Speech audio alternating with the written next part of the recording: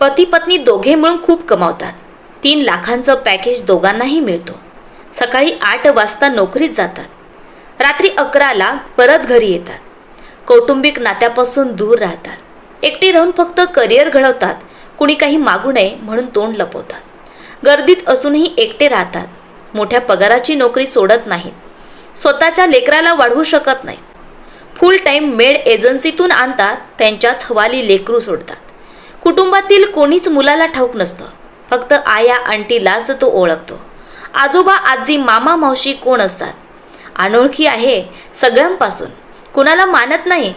आयाच आंघोळ घालते, आयाच जेवू घालते. टिफिनसुद्धा रोज तीच तयार करते.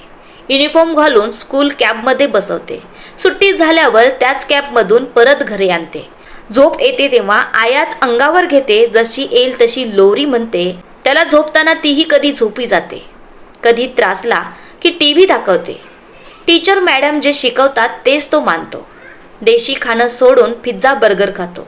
विकेंडला मॉलमध्ये पिकनिक करतो. संडेची सुट्टी मॉम डॅड सोबत घालवतो. काळ थांबत नाही. वेगाने निघून जातो. तो शाळेतून कॉलेजला पोहोचतो. कॉन्व्हेंटमध्ये शिकल्यामुळे भारत आवडत नाही.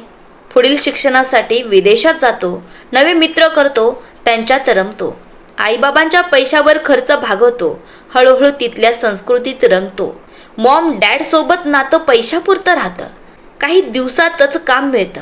लग्न करतो आणि तिथे स्थायिक होतो. आई वडिलांची स्वप्न चुरगळून जातात. मुलाच्या डोक्यातही फक्त करिअर राहते. वृद्धापकाळी आई वडील एकटे पडतात.